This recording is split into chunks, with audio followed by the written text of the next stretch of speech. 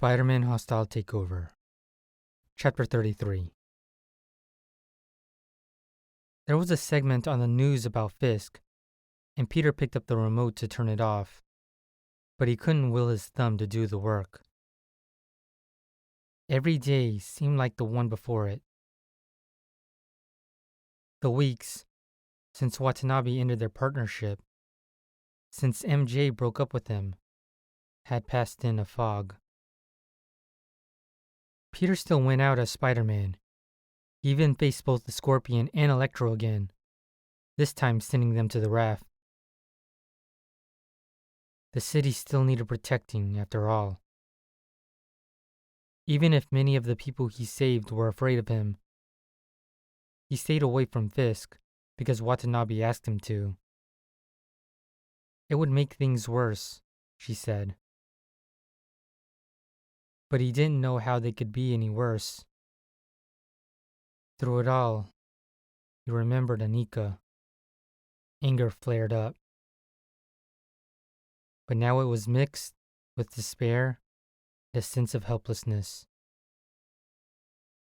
Her death would remain pointless. Nothing could change that. He watched as a reporter hovered outside Fisk Tower. Mayor Osborn will announce the new commissioner of finance at the gala, the reporter said. And there's been a great deal of speculation that his choice will be Wilson Fisk. Once a controversial figure, the real estate giant has reinvented himself as a new kind of businessman, beloved by both the wealthy and ordinary citizens. A recent surge in municipal bonds serves to suggest that Wall Street favors the appointment. As the reporter talked, Fisk emerged behind him, shadowed by Maya Lopez. Reporters pushed forward and shouted questions as the two made their way to a limousine. I'm not looking to become a commissioner of finance, Fisk said. And I have no expectation that Mayor Osborn will ask. However, I stand ready to serve the city which I love, if and when I am called upon. The segment ended, and Peter managed to turn the TV off. There was a knock at the door, which he assumed was his pizza, but when he opened it, he found MJ standing there. She wore faded jeans and a white t-shirt under the brown leather jacket. Her hair was a little windblown. She looked fantastic. Peter didn't say anything because he didn't know what to say. It had been a few weeks since he'd seen her. He thought about her every day. Thought about visiting her every time he was returning from a patrol. She was the one person with whom he could discuss his dual life. But he didn't want to impose on her.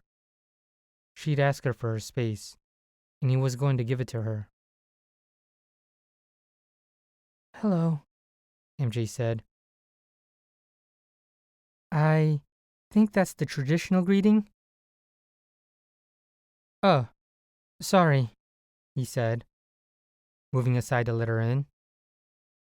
Hello, I was just expecting a pizza. I get that a lot. She edged past him and surveyed his apartment, which looked as if the authorities had come in and ransacked his usual mess. You were never much good at housekeeping, but this is a new low. Saturday was a new low, he said. I've cleaned up since then. This is a new medium. She looked up, and they locked eyes. MJ, what are you doing here? I came to see you because you're depressed. She lifted a tower of dirty dishes from a chair, setting them gently on the floor. She examined the seat and then sat. How would you know that? Because I know you, she said. Peter, we've been friends a lot longer than we were a couple, and I'm the only person you can talk to about the different parts of your life. Just because we're not going out doesn't mean we can't talk. He folded his arms. You said you wanted space. I'm pretty sure I never. There was another knock at the door. MJ beat him to it. She paid for the pizza and then searched for a reasonable place to put it down. Finally, she cleared some real estate on the kitchen counter. Look, if you don't want to talk to me, I'll go, she said. Just as soon as I finish my share of the pizza. Are there any clean plates? I've got some paper towels. I guess that's something. There was no point fighting it. Besides, he was glad to see her. MJ did really understand him better than anyone else, and she was right that he needed someone with whom he could talk. Once they both had paper towels and pizza, Peter quickly ate a slice, which gave him the energy to start a conversation. How are things at the lab? MJ asked. Wouldn't know, Peter said. I got fired. Oh, Peter, she began. He realized he was being unfair, playing for sympathy. You know I never got along with Peyton. I'm going to talk to our boss about getting the job back, but I don't have the energy for that right now. Because you're busy sitting around a messy apartment? He shook his head. I don't know what to do. Maybe I don't have any options and have to accept doing nothing. If Osborne offers Fisk that position, then he really will be impossible to stop. He'll have power and leverage and access, and the police won't be able to go anywhere near him. There doesn't seem to be any way to stop it from happening, he continued. I could go to the gala and create some chaos, but we all saw how well that worked at the museum. At best, I could prevent the announcement from happening that night. In the long run, it really wouldn't make a difference. So you're giving up? You have a better idea? I've got no ideas at all, she said. But this pity party you're throwing yourself isn't doing anyone any good. Why shouldn't I feel bad? You protested. I've been trying to stop Fisk for years. He kills people. He's killed someone I knew. And not only have I failed, I've played into his hand. Now I'm out of options. I can't web the problem away. You're not out of options, she said, taking a bite. Just ideas. So get some new ones. The Peter Parker I knew wouldn't give up. You can't solve this problem with webs. Then solve it with brains. Use your compassion. Peter, sometimes you care too much about other people. It can be a problem. It became a problem for us. But it's also one of the things that makes you great. Somewhere out there is an answer that will lead you to a third way. Maybe it's a person. Maybe it isn't. You just have to figure it out. And follow your heart. That's easy for you to say, he snapped. MJ wiped his fingers on the paper towel and then set it down on the pizza box. That's right, she said calmly. It's easy for me to say, and it's hard for you to do. So maybe you should get started. She stood up. Right now, you're busy telling yourself why you can't stop him. When you decide to turn that around, let me know. She left, without waiting for an answer. Peter sat there with a slice of pizza drooping in his hands. He considered kicking over some furniture, but he decided that would be unseemly. Instead, he thought maybe he should clean up his apartment, and began by moving some dirty dishes to the sink. The actual washing was a project better left for another day.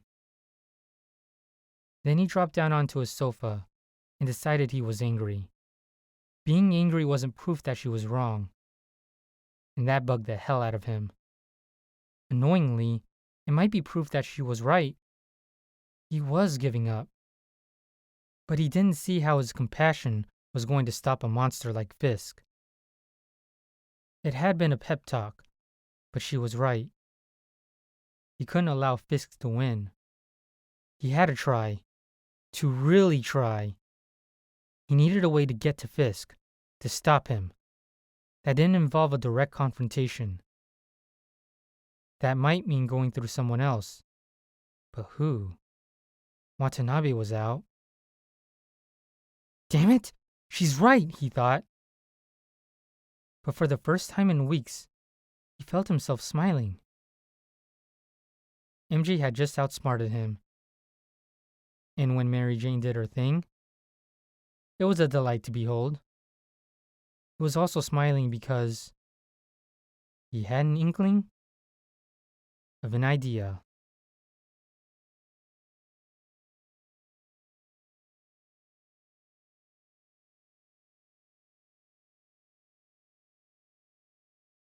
The next morning, he showed up unannounced at the Daily Bugle. To make up for the intrusion and being a jerk the night before. He brought her a latte and a muffin, which she set down on her desk. Maya Lopez. He pulled up a chair. MJ smiled. Go on. She hates me. She loves Fisk. But he has to be lying to her. She thinks I killed her father. If I can convince them that she's wrong, maybe I can get her to help me. Let me get my file, MJ said.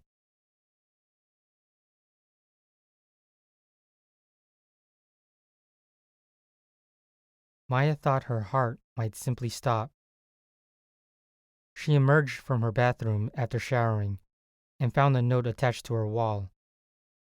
No, webbed to her wall. We have unfinished business. Meet me on the roof. Bring an open mind, but you can leave the spear at home, please. Spiderman. Why was he doing this? Did he want to fight her? Did he fear what she knew? Did he think she was a threat to him? That she might attack him again when he wasn't ready? Perhaps. Perhaps he wanted to confront her at the time and place of his choosing. No, that made no sense. Spider-Man was a coward, a bully who hid behind a mask and pretended to be a hero. If he wanted to stop her, he would attack unannounced. He would strike her down the way he struck down her father. It had to be a trap of some kind. She ought to ignore the note. There was no reason why she should play by his rules. Just walk away. Go about her business. Let him wait for her and understand that she wasn't a puppet for him to manipulate. But she couldn't let it go. She couldn't ignore him. He had challenged her, and she had to answer. Maya reached for her makeup.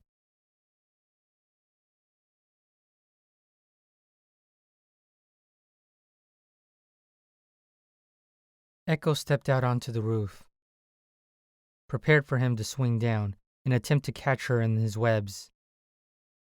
She was prepared for him to be hiding, waiting to ambush her from some carefully chosen spot. She was even prepared for him not to be there. It might be a mind game, and when she came out onto the roof, she might find nothing but the wind and her own rage. She hadn't left her spear at home. Maya had always imagined that her final confrontation with him would take someplace dark. Maybe with fog. Certainly with jittery, uncertain lightning. Here he was, though, in the bright light of a cloudless morning. As she strode out in her stage makeup, holding her spear, she saw him on the other side of the roof, sitting cross-legged, leafing through a file. You dared to mock me? She asked. Are you amusing yourself with my anger? She hoped it sounded as imposing to him as it did in her head. He looked up and folded the bottom of his mask up so she could see his lips. He knows. This is not mockery. This is me trying to look non-threatening. I swear, Maya. Call me Echo, she said. She knew she was deaf, and he'd exposed a part of his face.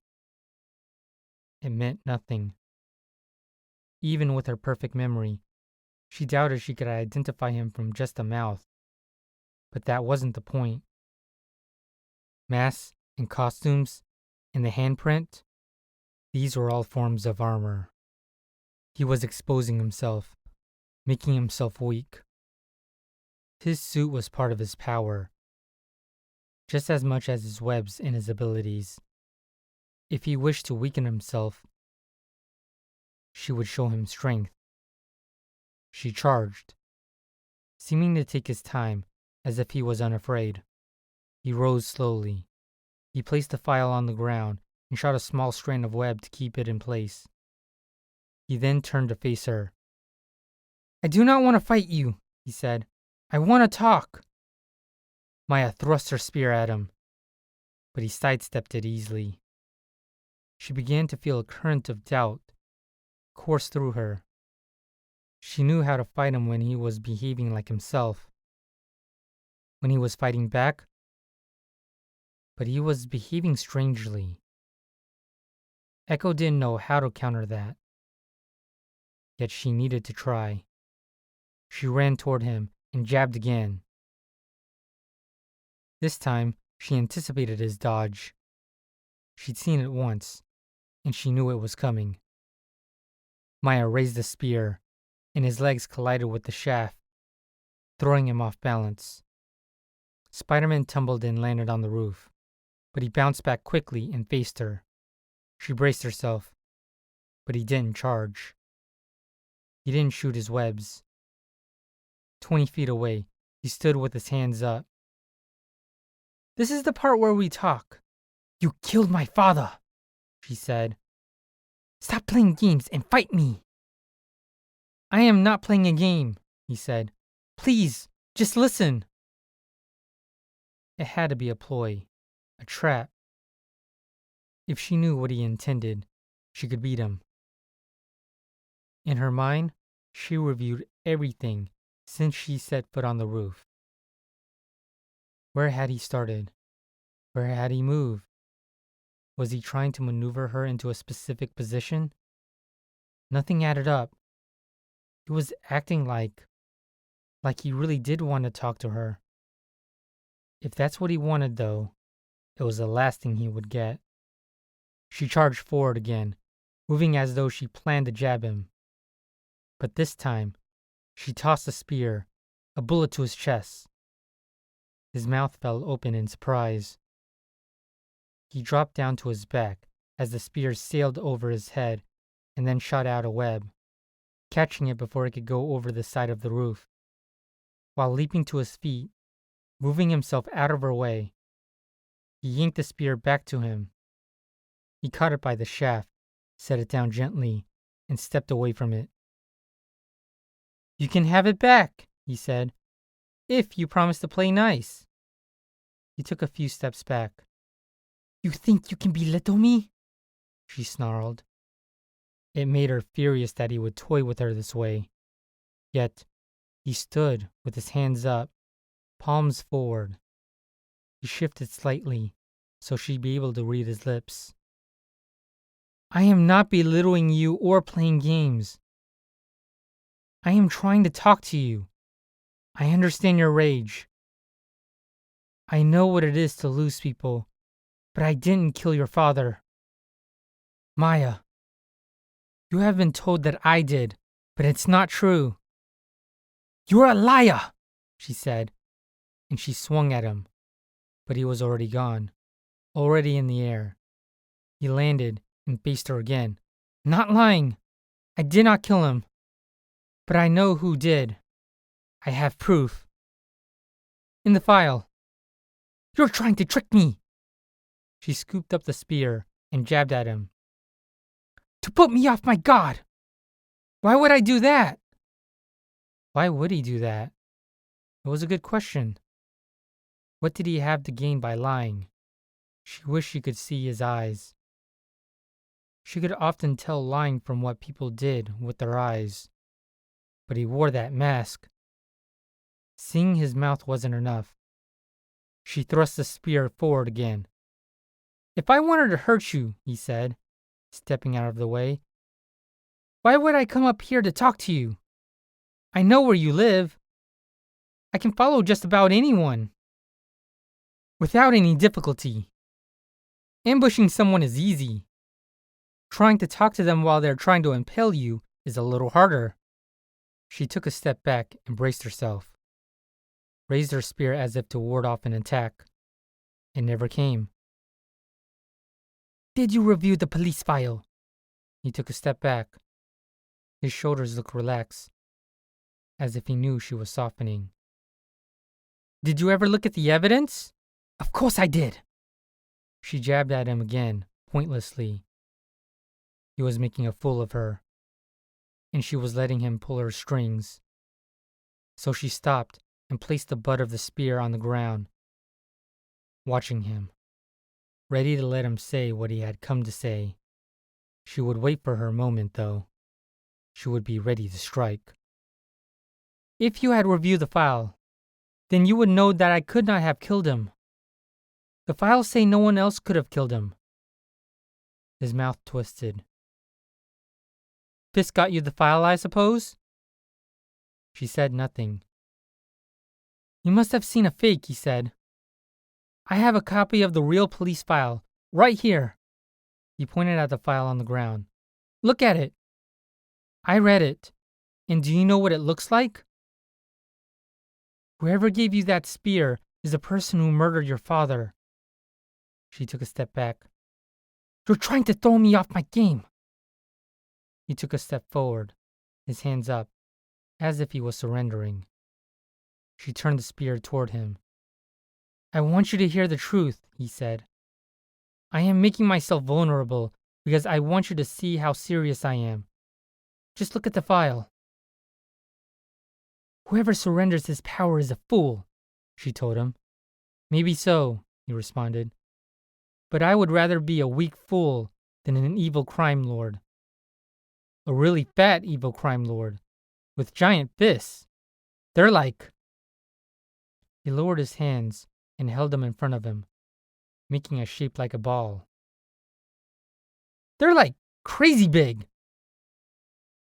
How does he, I don't know, unwrap a piece of gum with those things? They're like bowling balls made out of ham. Something strange happened. Something Maya hadn't expected. She laughed.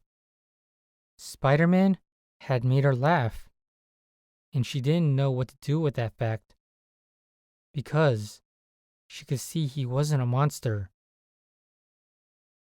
Just because a person is charming doesn't mean they can't be evil, she told herself. But even as she thought it, she knew it was wrong. It wasn't that Spider-Man wasn't charming. He was sincere. If what he had to say was true, then it meant... She couldn't even think to herself what it meant. The spear dropped from her hand. The words didn't feel as though they came from her own mouth, but she knew they were hers. Let me see the file.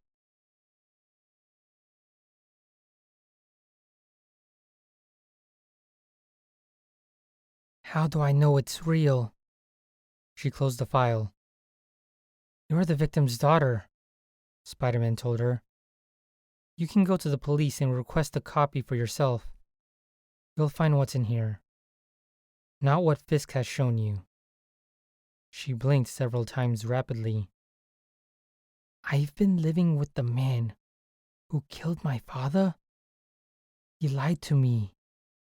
About everything. Yes. The other things they say about him, Maya said. The kingpin of crime, Is that true? She really didn't know. He thought it was amazing that she could work with him, live with him, and have no clue. Maybe she needed to hide it all from herself. Yeah, he said. I've seen it. I can get you the police files on that too, if you need to be convinced. But he's a bad guy, Maya. He fooled a lot of people. I guess he fooled you too. He thought she was going to cry. Her face seemed to soften. But then, at once, it was all hard lines. We have to stop him, she said. He has to pay for what he's done. Peter had to work not to smile.